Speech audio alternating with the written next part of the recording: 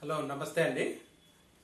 ఈరోజు ఈ వీడియోలో మనము స్టేట్స్ అనేటివి ఎలా ఫామ్ అయ్యాయి అనేది తెలుసుకుందాం. ఈరోజు స్టేట్స్ ఒకప్పుడు ఎలా ఉన్నాయి, ఇప్పుడు ఎలా ఉంది.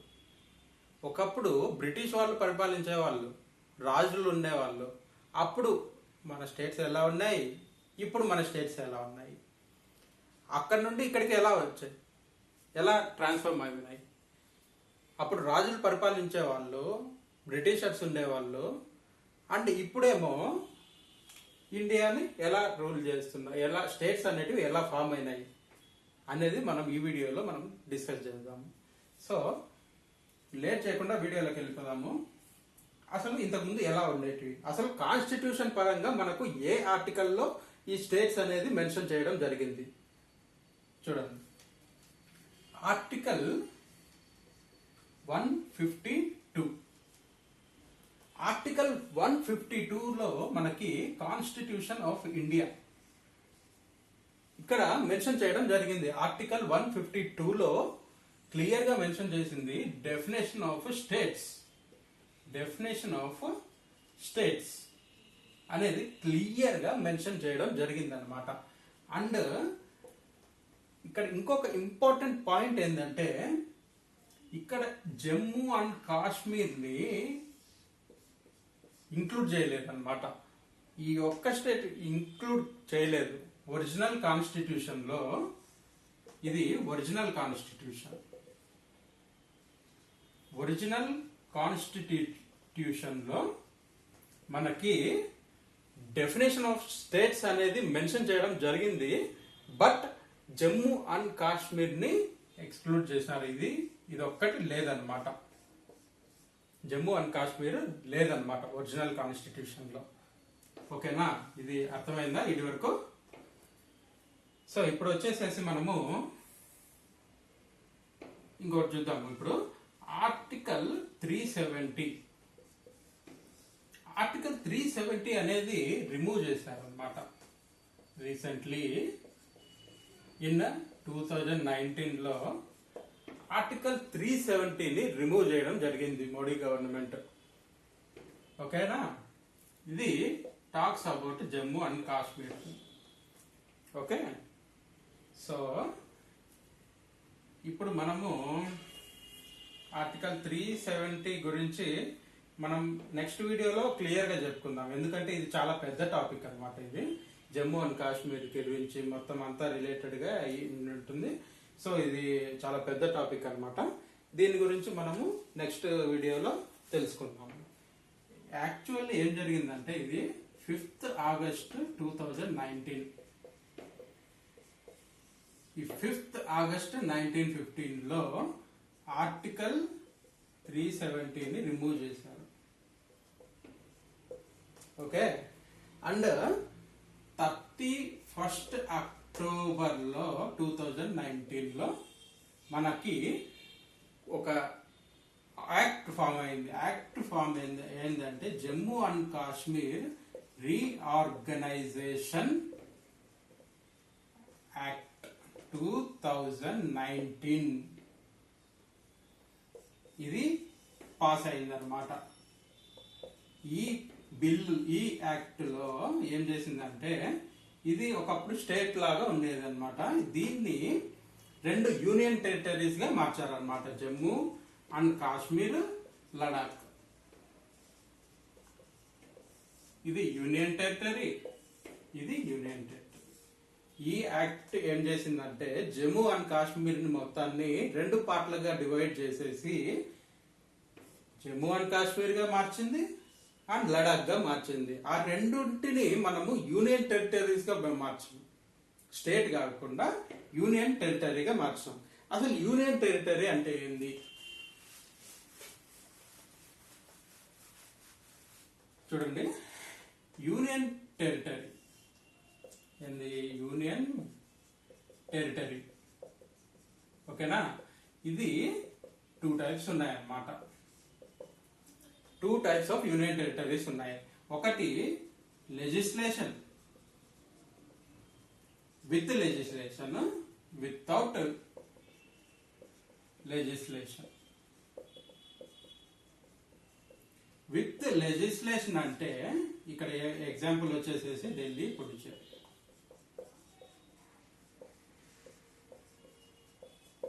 ఇక్కడ ఢిల్లీ అండ్ పుదుచ్చేరిలో ఏం చేశారంటే ఇది విత్ లెజిస్లేషన్ ఉందన్నమాట. అంటే ఇక్కడ ఎలక్షన్స్ జరుగుతాయి, ఇక్కడ లా మేకింగ్ పవర్ అయితే ఉంటుంది అనమాట. ఇక్కడ మనకి లా అనేది మెయింటైన్ చేసేస్తారు వీళ్ళు. లా అనేది వాళ్ళ ఓన్ గా వాళ్ళే డిసైడ్ చేస్తారు. వితౌట్ లెజిస్లేషన్ అనుకో, ఇక్కడ for example Daman and due, Nagar Haveli, ఇంకా మిగతాటి ఉన్నాయి కదా, ఇవన్నీ అన్నమాట. అక్కడ వచ్చేసేసి ఎవరు లెఫ్టినెంట్ గవర్నర్ అని ఒకరు ఉంటారనమాట, వాళ్ళే అడ్మినిస్ట్రేషన్ చేస్తారనమాట. వితౌట్ లెజిస్లేషన్ అంటే గవర్నర్ ఉంటారు, వాళ్ళే లాస్ అనేది ఇంప్లిమెంట్ చేస్తూ ఉంటారు. Administrated by governor, lieutenant governor. ఓకేనా. ఇక్కడ మనకి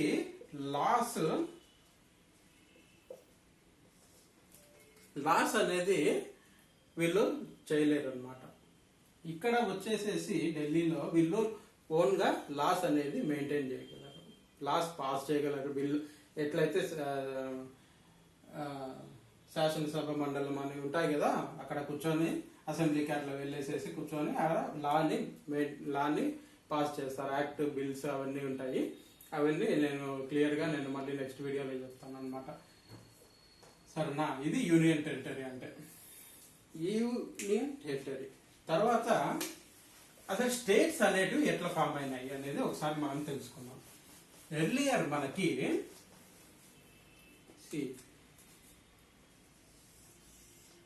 ఒకప్పుడు మనల్ని బ్రిటిషర్స్ పరిపాలించే వాళ్ళు, చాలా మంది రాజులు కూడా ఉండేవాళ్ళు అనమాట. ఇమీడియట్లీ మనకి ఇండిపెండెన్స్ వచ్చిన తర్వాత 1947లో మనకు వాళ్ళు బ్రిటిషర్స్ వెళ్ళిపోయినారు. అప్పుడు వెళ్ళిన తర్వాత మన స్టేట్స్ అనేటివి ఎట్లా ఫామ్ అయినాయి, అప్పటికి ఇప్పటికి ఏంది తేడా అనేది మనం ఈరోజు ఇప్పుడు చూద్దాం. ఇప్పుడు ఇమీడియట్లీ ఆఫ్టర్ బ్రిటిషర్స్, ఇప్పుడు ఫస్ట్ ఆఫ్ ఆల్ మనము బ్రిటిషర్స్ మనల్ని ఎలా పరిపాలిస్తా ఉన్నారో అది తెలుసుకోవాలి. ఫస్ట్ ఆఫ్ ఆల్ బ్రిటిషర్స్ ఇండియాని 2 types గా రూల్ చేసేవాళ్ళు అనమాట. ఒకటి కాలనీ బేస్డ్, ఇంకొకటి ఏంది, ఒకటేమో కాలనీ బేస్డ్ గా, ఇంకొకటి రజ్వాడాస్, రాజులు పరిపాలించే వాళ్ళు అనమాట. ఒకటి కాలనీ బేస్డ్ గా, ఇంకొకటి రాజుల్ని ఎలా పరిపాలించే వాళ్ళు అంటే వాళ్ళు ఒకటి స్యూజరానిటీ అని ఒకటి ఉంది అనమాట. స్యూజరానిటీ పాస్ చేసేసి ఈ స్యూజరానిటీ ప్రకారం రజ్వాడాస్ రాజుల ద్వారా వాళ్ళు పరిపాలించే వాళ్ళు. ఈ స్యూజరానిటీ అంటే ఏంది? స్యూజరానిటీ అంటే ఒక రిలేషన్షిప్ బిట్వీన్ ఒక రాజుకి వీళ్ళ గవర్నమెంట్, ఈస్ట్ ఇండియా ఇది బ్రిటిష్ గవర్నమెంట్ కి ఒక అండర్స్టాండింగ్ అనమాట. ఏంది అండర్స్టాండింగ్ అంటే, స్యూజరానిటీ ప్రకారం ఏందంటే అది, ఇప్పుడు ఒక రాజు ఉన్నాడు, ఇక్కడ చెప్తా చూడు, ఇక్కడ ఎగ్జాంపుల్ గా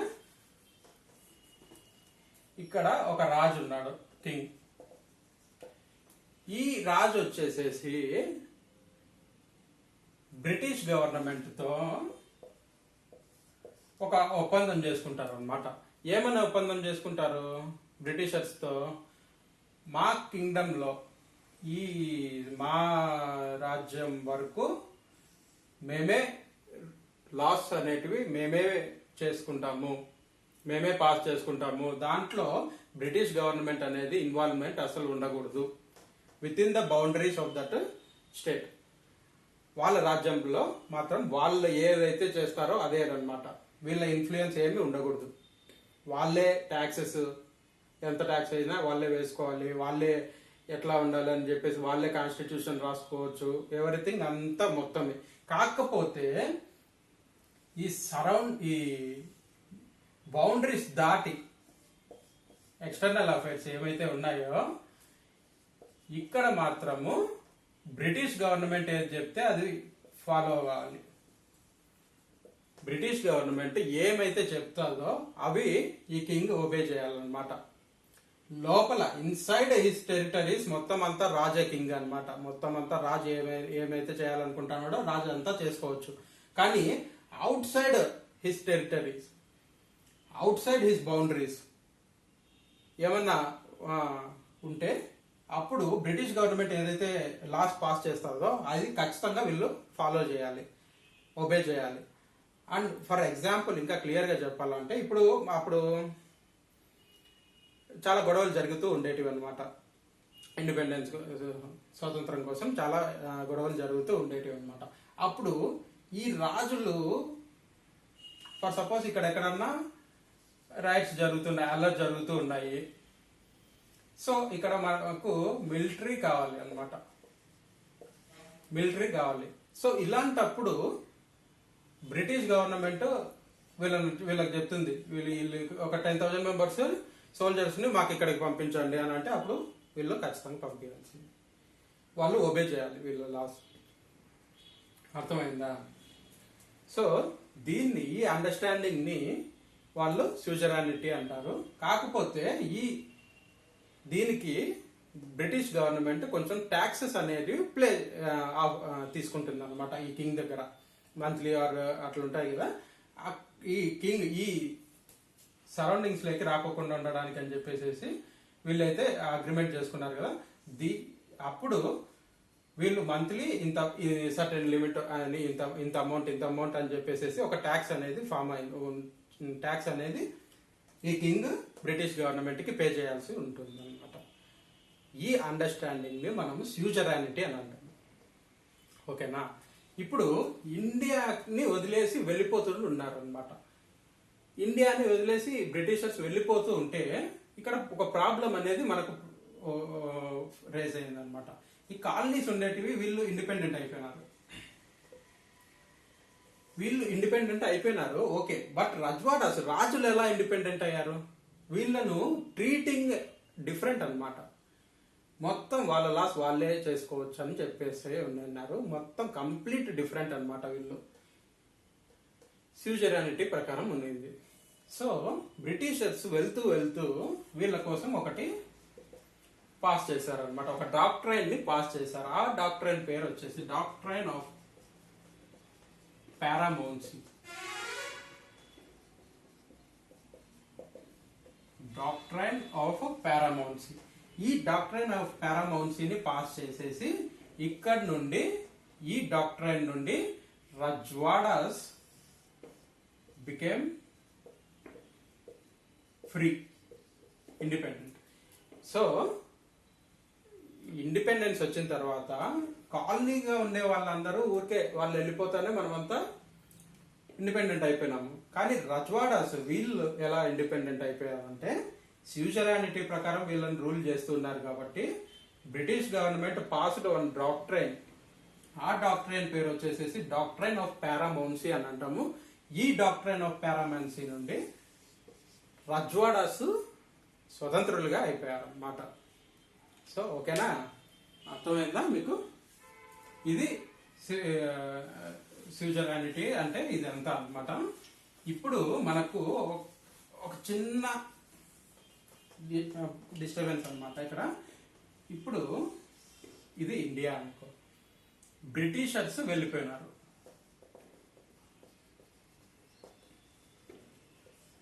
బ్రిటిషర్స్ వెళ్ళిపోయారు అన్నమాట. వెళ్తూ ఏం చేశారు? ఓకే, ఈ స్యూజరానిటీ అన్నారు, పారామౌన్సీ డాక్ట్రైన్ ఫామ్ చేశారు, వాళ్ళు వెళ్ళిపోయారు. సరే, ఇప్పుడు మనకు స్టేట్స్ అనేటివి ఎట్లా ఫామ్ కావాలి? వాళ్ళైతే వెళ్ళిపోయినారు. మనకు ఇండియా గురించి ఇదే ఫస్ట్ టైం. అక్కడ కాన్స్టిట్యూయెంట్ అసెంబ్లీలో నెహ్రూ వీళ్ళందరూ ఉన్నారు. ఏంది అసలు ఎట్లా అనేది మనకేం అర్థం కాలేదన్నమాట. సో అడ్మినిస్ట్రేషన్ కి చాలా ప్రాబ్లం అనేది ఫేస్ అయిందనమాట. సో ఈ ప్రాబ్లమ్స్ వల్ల టెంపరీగా మనం ఎట్లా ఒకట డివైడ్ చేసేసేయాలి. ఇప్పటికి ప్రస్తుతానికి టెంపరీగా ఎట్లా ఒకట డివైడ్ చేయాలి, ఎందుకంటే అడ్మినిస్ట్రేషన్ పరంగా మనకు కావాలన్నమాట. సో ఈ టెంపరీగా అరేంజ్మెంట్ కోసం వీళ్ళు పార్ట్స్ అనేటివి ఫామ్ చేశారనమాట. Part A, part B, part C, part D, ఇన్ని పార్ట్స్ గా డివైడ్ చేశారనమాట. Only for temporary purpose. Temporary purpose ఇది ఫామ్ చేయడం జరిగింది అనమాట. స్టేట్స్ అనేటివి డివైడ్ చేశారు only for temporary purpose, that too ఏది అడ్మినిస్ట్రేషన్ పరంగా తీసుకున్నారనమాట. ఈ పార్ట్స్ లో ఏమేమి ఉన్నాయి అనేది మనం డిస్కస్ చేద్దాం. ఇప్పుడు పార్ట్ ఏ ఉంది. పార్ట్ ఏలో మనకు ఏమేమి స్టేట్స్ అనేటివి ఎక్కడ ఏమేమి పెట్టారో చూస్తాం. ఇక్కడ పార్ట్ ఏలో ముందు గవర్నర్స్ అనే వాళ్ళు రూల్ చేసేవారు అన్నమాట. ఇండిపెండెన్స్ రాకముందు వీళ్ళు గవర్నర్స్ అనే వాళ్ళు కొందరు ఉండేవాళ్ళు అనమాట. ఎక్కడెక్కడ ఉండేవాళ్ళు?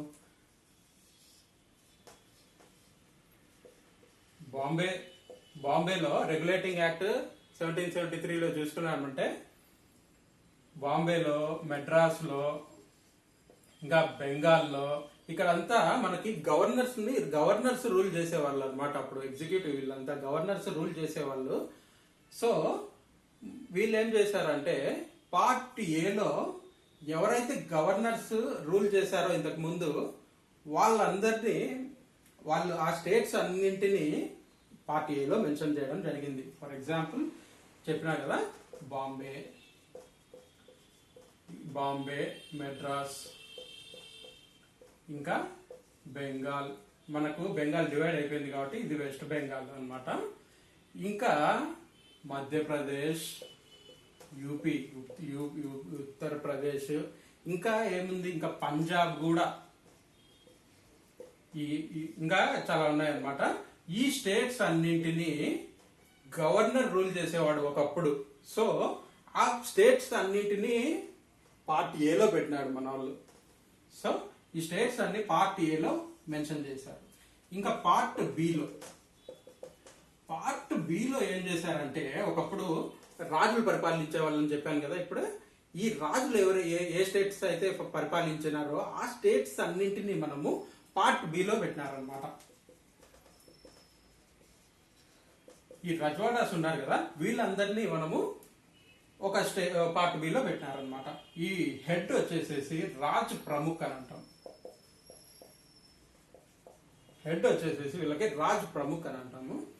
సో ఇక్కడ మనకు ఏమేమి స్టేట్స్ వచ్చేసినాయో చూద్దాం. హైదరాబాద్ నవాబులు పరిపాలించే వాళ్ళు అనమాట. ఇంకా జమ్మూ అండ్ కాశ్మీర్. ఇంకా ఏమేమి ఉన్నాయో చెప్పచ్చా పార్ట్ బిలో? ఇంకా మనకి మైసూర్ ఉంది. సో ఇలాగా రాజులు ఎవరైతే పరిపాలించారో వాళ్ళందరినీ మనము వాళ్ళ స్టేట్స్ అన్నింటినీ మనము పార్ట్ బిలో మెన్షన్ చేయడం జరిగింది అనమాట.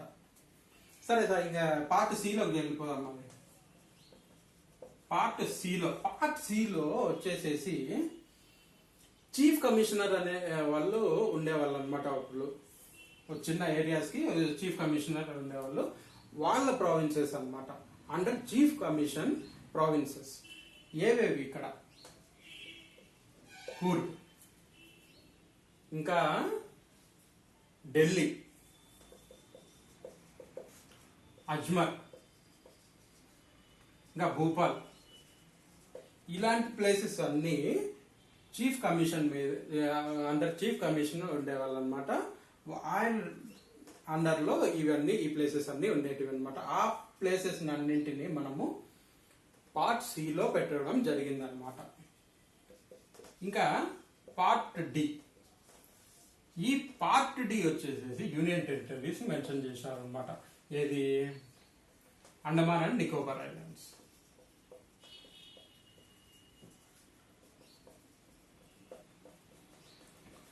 ఈ అండమాన్ అండ్ నికోబార్ ఐలాండ్స్ ని పార్ట్ డిలో మెన్షన్ చేయడం జరిగింది అనమాట. ఈ విధంగా part A, part B, part C, part D ఈ పార్ట్స్ అనేటివి ఫామ్ అయినాయి. అండ్ స్టేట్స్ అనేటివి ఫామ్ అయినాయి అన్నమాట. ఫస్ట్ టైం ఇక్కడ స్టేట్స్ అనేటివి ఫామ్ అయినాయి. బట్ గుర్తు పెట్టుకోండి, ఇది టెంపరీ పర్పస్ మాత్రమే. కొద్ది రోజులు టెంపరీగా అడ్మినిస్ట్రేషన్ చేయాలి కాబట్టి ఆ పర్పస్ కోసం అని చెప్పేసి ఈ స్టేట్స్ అనేటివి ఫామ్ చేశారు, ఈ పార్ట్స్ ద్వారా మెన్షన్ చేశారు. బట్ ఇది పర్మనెంట్ అయితే కాదు, ఇది ఓన్లీ ఫర్ టెంపరీ. గుర్తుపెట్టుకోండి బాగా, ఇది టెంపరీ పర్పస్ మాత్రమే. సో నెక్స్ట్ ఏం జరిగింది, టెంపరీగా అయిపోయింది,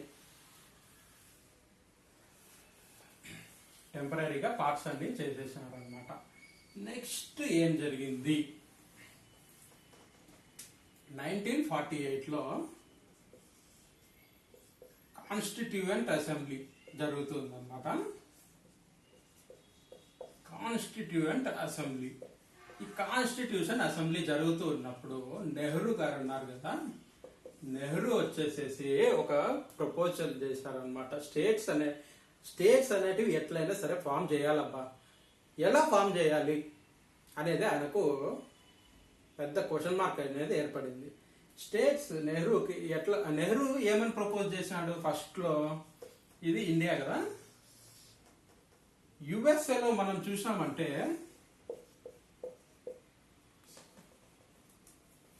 యుఎస్ఏలో మీరు అబ్జర్వ్ చేస్తే వాళ్ళ స్టేట్స్ ఎలా ఉంటాయి తెలుసా, ఏదో లైన్స్ కొట్టేసేసి ఇట్లా డివైడ్ చేసేస్తే ఎట్లుంటాయి అట్లుంటాయి. ఇదొక పార్ట్, ఇదొకటి ఈ విధంగా ఉండేవి స్టేట్స్. ఇప్పుడు కానీ చూడండి, మీరు కావాలంటే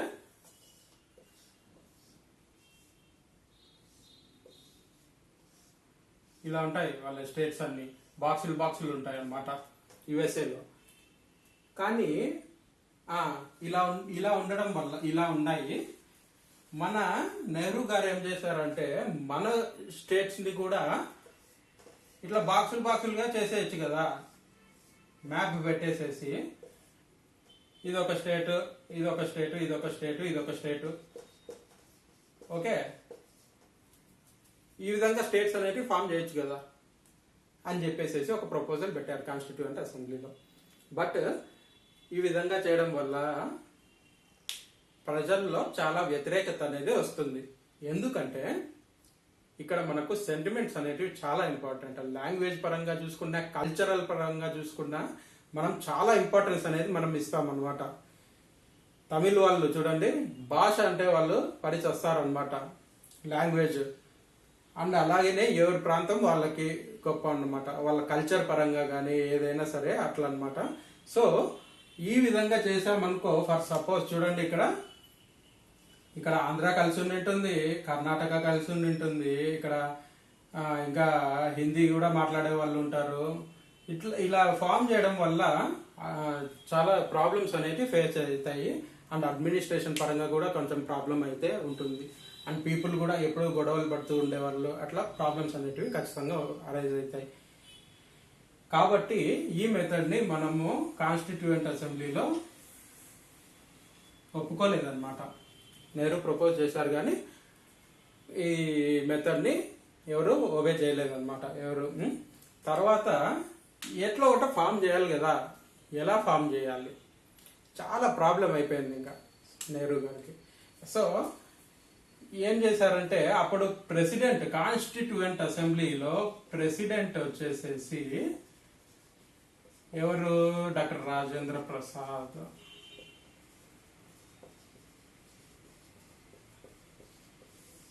ఈయన ఏం చేశాడు, కాన్స్టిట్యూయెంట్ 1948లో ఈయన ఒక కమిషన్ ని ఏర్పాటు చేశారనమాట.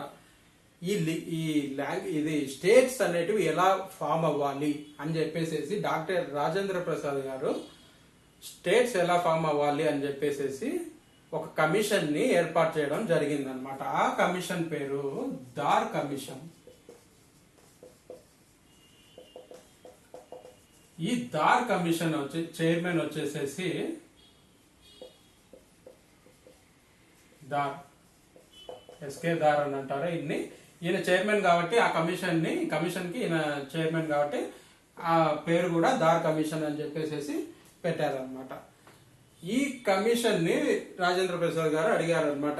ఏమని, ఈ స్టేట్స్ అనేటివి లింగ్విస్టిక్ బేసిస్ లో అంటే లాంగ్వేజ్ బేసిస్ లో డివైడ్ చేయడం జరుగుతుందా, పాసిబుల్లా కాదా అని చెప్పేసి ఈ కమిషన్ ని ఏర్పాటు చేయమన్నారు. వీళ్ళు చెప్పమని చెప్పినారు అసలు స్టేట్స్ ఎలా ఫామ్ చేయాలని చెప్పేసి. వీళ్ళు ఏం చేసినారో తెలుసా, వీళ్ళు లాంగ్వేజ్ బేసిస్ లో నో అని చెప్పేసేసారు అనమాట. బిగ్ నో అంటే లాంగ్వేజ్ బేస్డ్ మీద స్టేట్స్ అనేటివి ఫామ్ చేయకూడదు. Geography we have to observe other components also like geographically, economical గా, అడ్మినిస్ట్రేషన్ గా ఇవి కూడా చూసుకోవాలి అని చెప్పేసి వీళ్ళు చెప్పి లాంగ్వేజ్ బేసిస్ మీద స్టేట్స్ ని డివైడ్ చేయకూడదు అని అన్నారు అనమాట. సో ఈ దార్ కమిషన్ లాంగ్వేజ్ బేసిస్ మీద నో అని చెప్పేసేసింది. తర్వాత నో అని అంటే మన వాళ్ళు గమ్మున ఉంటారా? లాంగ్వేజ్ కి మనము చాలా ఇంపార్టెన్స్ అని ఇస్తాము, చాలా ఇంపార్టెన్స్ అనేది ఇస్తాం. మనము అంత ఇంపార్టెన్స్ పెట్టుకొని కల్చరల్ పరంగా చూసుకున్నా, ఏ విధంగా చూసినా మనము చాలా ఇంపార్టెన్స్ అనేది ఇస్తాము. ఈ దార్ కమిషన్ లాంగ్వేజ్ బేసిస్ లో స్టేట్ చేయండి అంటే వీళ్ళు నో అని చెప్పేశారనమాట. సో ఇండియాలో రైట్స్ అనేది మొదలైనాయి, అల్లర్లు జరుగుతూ ఉన్నాయి అన్నమాట. ఈ అల్లర్లు జరుగుతూ ఉన్నప్పుడే ఒక ఇక్కడ కాంగ్రెస్ వచ్చేసేసి జైపూర్లో ఒక యాన్యువల్ మీటింగ్ జరుగుతుంది అనమాట. ఆ మీటింగ్ లో వీళ్ళు ఈ రిపోర్ట్ ఇచ్చిన 1 వీక్ కి, ఈ రిపోర్ట్ ఇచ్చిన 1 వీక్ లేటర్ ఈ మీటింగ్ లో ఒక కమిటీని ఏర్పాటు చేశారనమాట. ఆ కమిటీని వచ్చేసేసి జేవిపి కమిటీ. ఈ జేవిపి కమిటీ అనేది ఫామ్ చేయడం జరిగింది. అదే మెయిన్లీ ఏంది, దేనికోసము, స్టేట్స్ ఎలా ఫామ్ అవ్వాలని చెప్పేసి ఈ సెకండ్ టైం మళ్ళీ ఒక కమిటీని వేశారనమాట. ఈ జే అంటే జవహర్లాల్ నెహ్రూ, వల్లభాయ్ పటేల్, పట్టాభి సీతారామయ్య,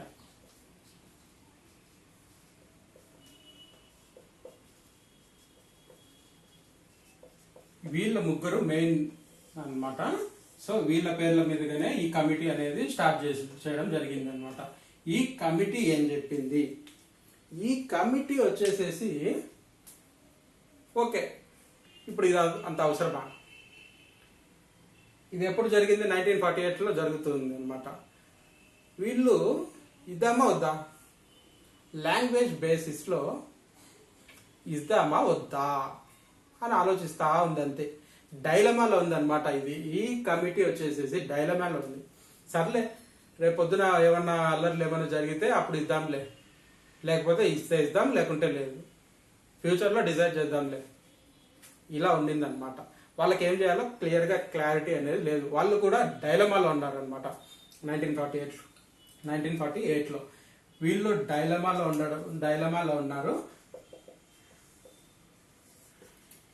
ఉన్నారనమాట వీళ్ళంతా. సో ఇది అప్పుడే స్టేట్స్ అనేది ఫామ్ కాలేదు. తర్వాత ఏం జరిగింది,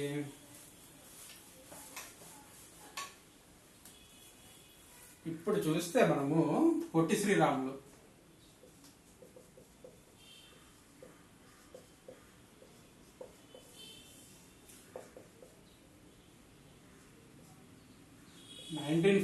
లో Potti Sriramulu 57 days hunger strike చేశారు అన్నమాట.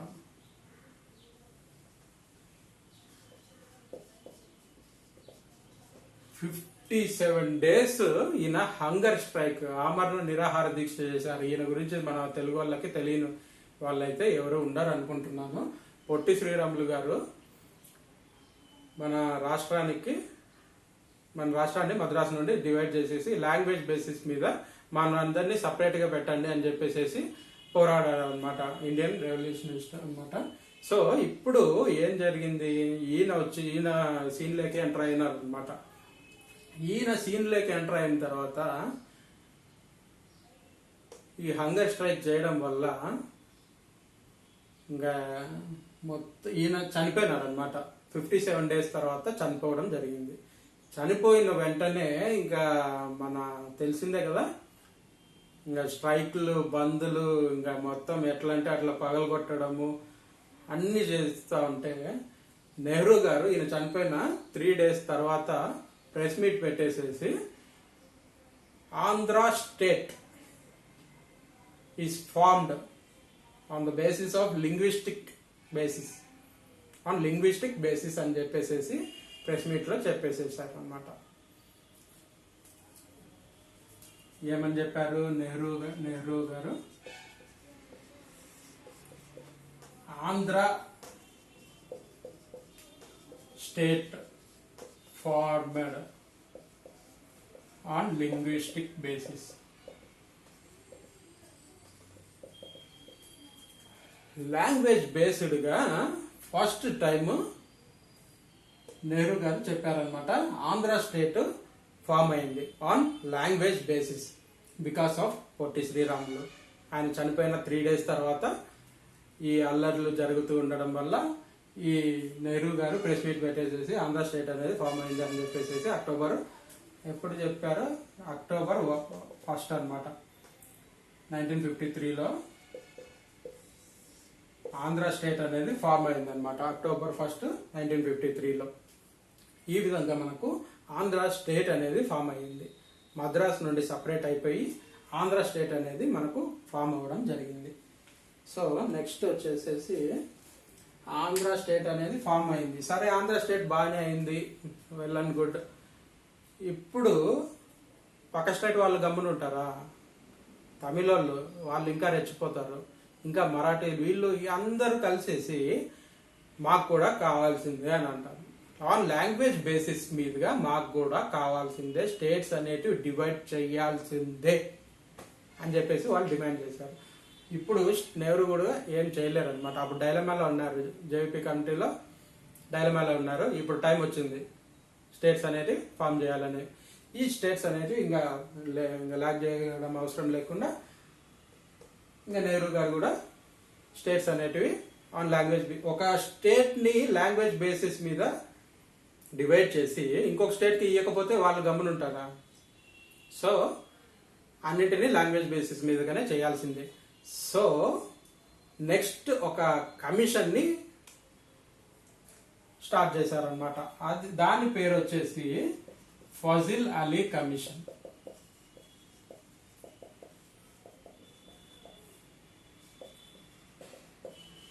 ఈ కమిషన్ చైర్మన్ వచ్చేసేసి ఫజిల్ అలీ, అందుకే ఆయన్ని ఈ కమిషన్ పేరు కూడా ఫజిల్ అలీ కమిషన్ అని చెప్పేసి పేరు పెట్టారనమాట. ఈ ఫజిల్ అలీ కమిషన్ ఏం చేసింది? ఈ ఫజిల్ అలీ కమిషన్ వచ్చేసేసి 1953లో స్టార్ట్ చేశారు. ఈ కమిషన్ ఏం చెప్పిందంటే ఎస్ అని చెప్పేసేసిందంట. ఆన్ లాంగ్వేజ్ బేసిస్ లో మీరు డివైడ్ చెయ్యొచ్చు అని చెప్పేసి ఈ కమిషన్ తీర్మానం చేయడం జరిగింది. కాకపోతే వీళ్ళు రికమెండ్ చేసింది ఎన్ని స్టేట్స్ అంటే 16 స్టేట్స్ ని రికమెండ్ చేశారనమాట. వీళ్ళు రికమెండ్ చేసింది 16 స్టేట్స్ రికమెండ్ చేసి అండ్ 3 యూనియన్ టెరిటరీస్ ని రికమెండ్ చేశారనమాట. ఫజిల్ అలీ కమిషన్ సరే మీరు డివైడ్ అయితే చేసుకోవచ్చు, కాకపోతే ఇట్లా ఈ విధంగా అని చెప్పేసి ఈ 16 స్టేట్స్ అనేది ఆ కమిషన్ లో మెన్షన్ చేయడం జరిగింది. 16 స్టేట్స్ అండ్ 3 యూనియన్ టెరిటరీస్. అర్థమైందా? ఇది రికమెండ్ చేసింది, ఇది ఫైనల్ కాదు, రికమెండ్ చేసింది ఫజిల్ అలీ కమిషన్. బట్ మళ్ళీ కాన్స్టిట్యూయెంట్ అసెంబ్లీకి వెళ్ళాలి, వాళ్ళు మళ్ళీ అప్రూవ్ చేయాలి 16 స్టేట్స్ అని చెప్పేసి. సరే, ఇప్పుడు వీళ్ళు ఎస్ అని చెప్పడం వల్ల ఇంకేం చేయాలి? నెక్స్ట్ ఇంకా స్టేట్స్ అనేది ఫామ్ చేయాలి కదా. ఎలా ఫామ్ అయింది? పార్లమెంట్ లో స్టేట్స్ రీఆర్గనైజేషన్ యాక్ట్,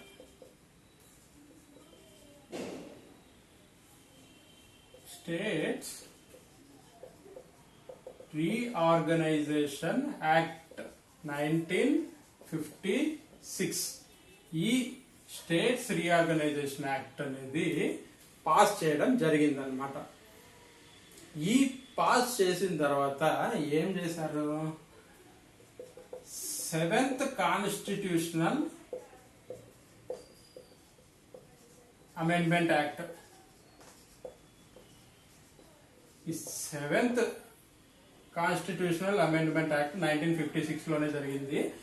ఈ అమెండ్మెంట్ యాక్ట్ ద్వారా ఏం చేసినారు, ఇంతకు ముందు ఉండేవి పార్ట్స్ అనేటివి ఉన్నాయి కదా, స్టేట్స్ అనేటివి, part A, part B, part C, part D. ఈ పార్ట్స్ లో ఏమైతే స్టేట్స్ ఉన్నాయో వీటన్నింటినీ అబాలిష్ చేయడం జరిగింది. ఫస్ట్ ఇవన్నీ కొట్టేయడం జరిగింది అనమాట. ఈ 7th కాన్స్టిట్యూషనల్ అమెండ్మెంట్ యాక్ట్ 1956 లో ఈ పార్ట్స్ ని తీసేసినారు అనమాట.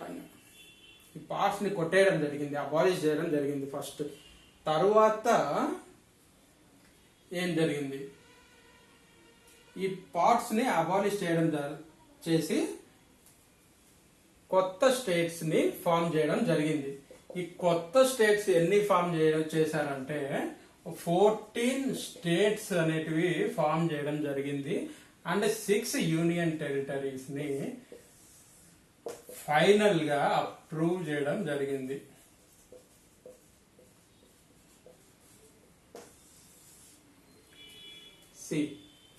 వాళ్ళు రికమెండ్ చేసింది 16 స్టేట్స్ అయితే వీళ్ళు దాంట్లో కొన్ని మోడిఫికేషన్స్ జరిపి ఆ ఫజిల్ అలీ కమిషన్ ఏదైతే ఇచ్చిందో వాటిల్లో నుండి కొన్ని మోడిఫికేషన్స్ చేసి వీళ్ళు ఆ తర్వాత ఫైనల్లీ 14 స్టేట్స్ అనేటివి ఫామ్ చేశారు. అండ్ 6 యూనియన్ టెరిటరీస్ అనేటివి ఫామ్ చేయడం జరిగిందనమాట. ఈ విధంగా మనకు ఫస్ట్ టైం స్టేట్స్ అనేటివి ఇండియాలో ఫామ్ చేయడం జరిగిందనమాట. అండ్ ఇంకా ఏమన్నా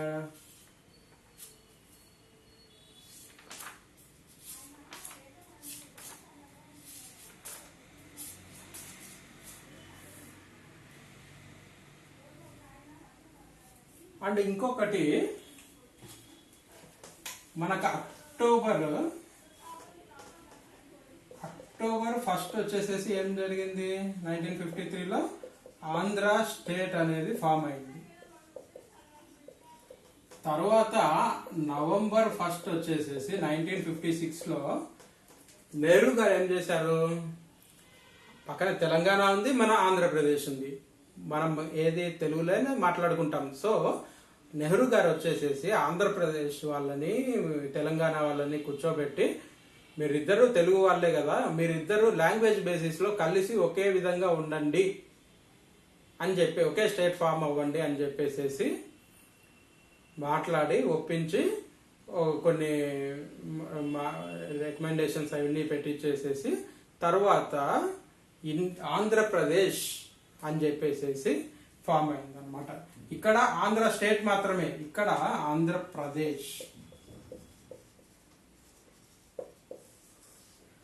ఇక్కడ మనకు ఆంధ్రప్రదేశ్ అనేది ఫామ్ అవ్వడం జరిగిందనమాట. ఈ విధంగా మనకు స్టేట్స్ అనేటివి ఫామ్ అయినాయి. ఫస్ట్ టైం ఇండియాలో మనకి స్టేట్స్ అనేటివి ఫామ్ అయ్యడం జరిగింది. ఓకే, ఈ విధంగా మనకు first time 14 states and 6 union territories అనేది ఫామ్ అయినాయి. తర్వాత మనం ఫ్యూచర్ లో ఒక్కొక్కరు డివైడ్ అవుతూ ఇప్పుడు స్టేట్స్ అనేవి ఫామ్ అయినాయి అనమాట. కానీ ఫస్ట్ టైం వచ్చేసేసి ఇండియాలో 14 స్టేట్స్ అండ్ 6 యూనియన్ టెరిటరీస్ మాత్రమే ఉన్నాయి. ఈ విధంగా మనకు ఇండియాలో స్టేట్స్ అనేటివి ఫామ్ అయినాయి.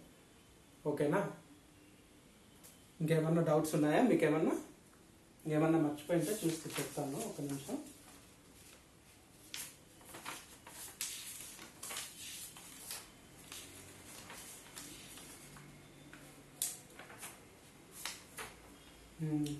అంతే అండి, ఇదే మొత్తం అంతా స్టేట్స్ గురించి మొత్తం అంతా ఇన్ఫర్మేషన్ అంతా ఇదే అన్నమాట. సో ఇంకా ఏమన్నా మీకు ఏమన్నా డౌట్స్ ఏమన్నా ఉంటే చెప్పండి.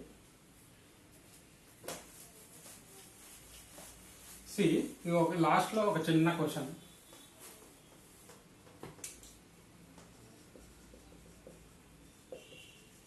Which state is formed first time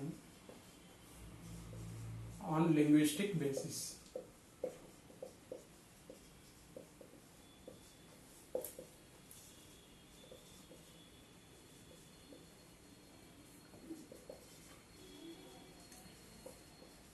Telangana, Andhra స్టేటా, తమిళనాడునా,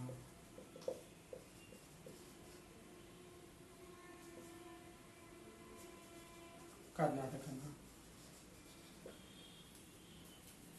ఏది first time on linguistic basis అంటే లింగ్విస్టిక్ అంటే చూడండి లాంగ్వేజ్ బేసిస్.